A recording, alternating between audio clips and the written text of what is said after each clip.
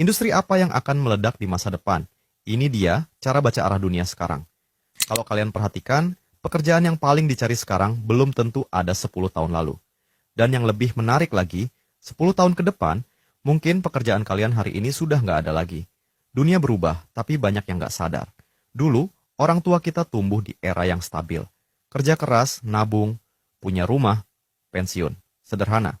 Tapi kita hidup di masa di mana teknologi berkembang lebih cepat dari kemampuan manusia beradaptasi. Tiap minggu ada tren baru, tiap bulan muncul startup baru, dan tiap tahun ada industri lama yang tumbang. Lihat aja contohnya. Di tahun 2000-an, siapa sangka kamera digital bakal mengubur Kodak, brand raksasa yang dulunya jadi simbol fotografi dunia. Lalu datanglah smartphone, dan tiba-tiba semua orang punya kamera di saku mereka. Kodak pun tumbang, bukan karena produknya jelek, tapi karena nggak siap berubah. Sekarang kalau kita lihat lagi, AI, robotik, energi hijau, bioteknologi, dan bahkan dunia digital kreatif, semuanya bergerak bersamaan. Pekerjaan yang dulu dianggap aman mulai tergeser. Dan yang paling ironis, bukan karena manusianya malas, tapi karena mesinnya lebih efisien. Coba pikirkan gini, di satu sisi, kita terpesona dengan kemudahan teknologi. Tapi di sisi lain, tanpa sadar, banyak profesi yang mulai kehilangan relevansinya. Dulu kasir, sekarang mesin self-checkout. Dulu penulis berita, sekarang algoritma bisa menulis ringkasannya. Dulu desainer atau seniman digital mungkin butuh waktu berjam-jam, tapi sekarang cukup prompt ke AI atau artificial intelligence. Dan ini bukan soal ketakutan, tapi soal kenyataan. Dunia industri nggak nunggu kalian siap. Ia terus bergerak. Sementara sebagian orang masih sibuk debat di komentar bahwa AI itu ancaman atau peluang. Sedangkan sebagian lainnya sudah bangun bisnis berbasis AI dan menghasilkan puluhan juta rupiah per bulan. Makanya, pertanyaan pentingnya bukan lagi sekadar apa pekerjaan yang bagus buat masa depan, tapi industri apa yang bakal bertahan, tumbuh, terus relevan, dan bagaimana kalian bisa jadi bagian dari itu. Karena jujur aja, di dunia yang berubah secepat ini, rasa aman itu bukan datang dari profesi, tapi dari kemampuan beradaptasi. Banyak orang bangga bilang mereka nyaman di zona yang sama, tapi lupa bahwa dunia di luar zona itu udah berubah total. Bayangkan kayak kalian berdiri di atas treadmill. Tetap di tempat bukan berarti diam, karena treadmillnya sendiri bergerak mundur. Dan kalau kalian nggak jalan, kalian bakal jatuh. Begitu juga dengan dunia industri sekarang. Nggak berubah berarti tertinggal. Tapi masalahnya, banyak dari kita nggak sadar bahwa perubahan ini bukan cuma soal teknologi, tapi juga soal nilai ekonomi dan arah dunia. Energi mulai bergeser dari minyak ke terbarukan. Transaksi mulai berpindah dari uang fisik ke digital. Komunikasi, hiburan, pendidikan, semuanya sudah melintas ke ranah digital. Ironisnya lagi, masih banyak yang berpikir, nanti juga sama aja. Padahal enggak. Dunia bisnis, karir, bahkan cara orang kaya membangun kekayaan, semuanya berubah struktur.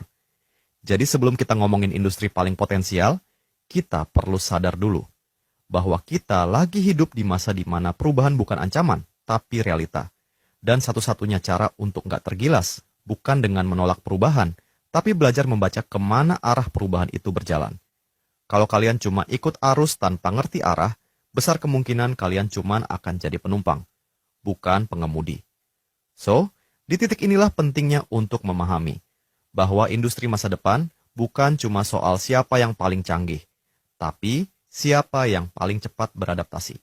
Sekarang pertanyaannya bukan sekadar apa tren berikutnya, tapi apakah kalian sedang bersiap untuk jadi bagian dari tren itu, atau hanya menontonnya lewat layar? Kalian sadar nggak, banyak orang salah kaprah waktu ngomongin industri potensial. Mereka pikir itu soal meramal masa depan. Kayak lagi nebak, nanti yang bakal naik itu industri AI, atau mungkin energi hijau. Padahal, bukan itu esensinya. Prediksi industri potensial bukan soal menebak masa depan, tapi soal membaca arah perubahan. Bayangkan kalian lagi berdiri di tepi pantai. Laut itu seperti dunia yang luas, dinamis, dan selalu berubah. Kadang tenang, kadang berombak. Nah, kalau kalian mau selamat dan bahkan meluncur jauh, kalian nggak bisa melawan ombaknya. Yang bisa kalian lakukan cuma satu, belajar membaca arus. Dan itulah inti dari membaca industri potensial. Kalian nggak bisa maksa dunia mengikuti kalian, tapi kalian bisa belajar memahami kemana dunia sedang bergerak. dan menempatkan diri di posisi yang tepat sebelum ombak itu datang. Sekarang, kita masuk ke pertanyaannya, yaitu apa sih yang bikin sebuah industri bisa meledak? Kenapa ada industri yang tumbuh sampai triliunan dolar, sementara yang lain malah tenggelam tanpa jejak? Padahal, sama-sama keren. Jawabannya tentu bukan cuma karena ide besar atau hype semata, tapi karena 4 faktor utama yang menentukan apakah sebuah industri akan benar-benar tumbuh, atau hanya jadi tren sesaat. Kita mulai dari faktor yang pertama, yaitu kebutuhan global. Setiap industri besar selalu lahir karena menjawab masalah besar dunia. Industri energi muncul karena manusia butuh tenaga untuk hidup. Industri pangan tumbuh karena manusia butuh makan. Industri digital berkembang karena manusia butuh efisiensi dan konektivitas. Itu prinsip dasarnya. Industri potensial bukan yang ramai dibicarakan, tapi yang menyelesaikan masalah besar. Coba lihat contoh nyatanya, yaitu energi terbarukan. Kenapa sektor ini tumbuh besar? Karena dia menjawab satu kebutuhan global yang sangat fundamental, yaitu krisis energi dan perubahan iklim. Seluruh dunia sekarang sedang berlomba mengurangi emisi karbon, mencari sumber energi bersih, dan beralih dari bahan bakar fosil ke tenaga surya, angin, bahkan hidrogen. Itu bukan tren, tapi kebutuhan planet. Makanya industri ini tumbuh bukan hanya karena green lifestyle, tapi karena dunia tidak punya pilihan lain. Begitu juga dengan kesehatan mental dan produktivitas. Kedengarannya sepele, tapi sekarang itu sudah jadi kebutuhan global.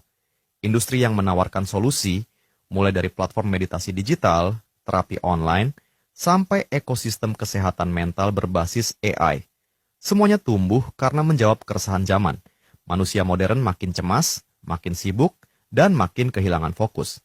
Intinya, kalau industri itu menyentuh kebutuhan universal manusia, dia punya bahan bakar yang nggak akan habis. Faktor kedua, ada inovasi teknologi, tapi bukan inovasi asal keren. Yang dimaksud di sini adalah inovasi yang mengubah cara kerja, produksi, atau distribusi secara fundamental. Contoh paling jelasnya internet. Dia bukan cuma teknologi baru, tapi infrastruktur perubahan dunia. Begitu internet hadir, semua hal ikut berubah. Komunikasi, perdagangan, hiburan, pendidikan, semuanya dirombak dari akar. Sekarang hal yang sama sedang terjadi lagi dengan AI.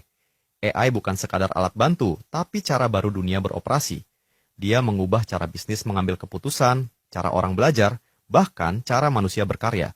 Dari efisiensi pabrik, desain produk, sampai konten digital.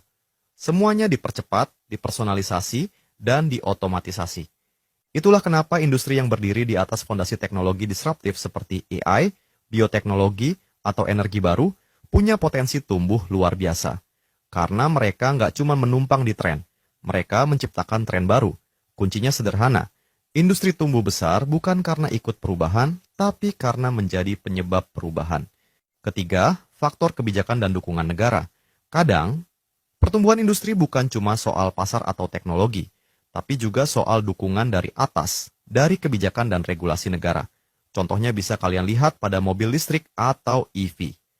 Banyak orang berpikir pertumbuhan EV murni karena kesadaran masyarakat soal emisi.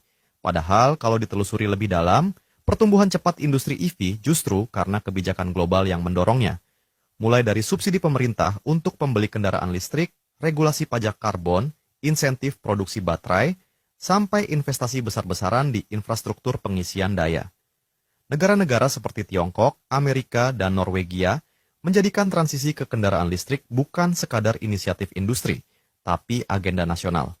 Dan hasilnya, industri ini bukan cuma tumbuh, tapi meledak. Kebijakan publik seringkali jadi katalis utama yang mempercepat adopsi teknologi baru. Contoh lainnya, ada energi surya. Sebelum ada subsidi panel surya dan target energi hijau, harganya masih mahal dan adopsinya lambat. Begitu pemerintah intervensi, biaya produksi turun drastis dan seluruh industri ikut tumbuh. Jadi kalau kalian mau membaca arah industri potensial, jangan cuma lihat inovasinya. Lihat juga dukungan politik dan kebijakan global di belakangnya. Karena kebijakan bisa mempercepat waktu tumbuh industri dari 10 tahun jadi 3 tahun. Terakhir, faktor perubahan perilaku manusia. Teknologi bisa hadir, kebijakan bisa dibuat, tapi tanpa perubahan perilaku manusia, nggak akan ada industri yang tumbuh. Contohnya jelas banget di dunia digital.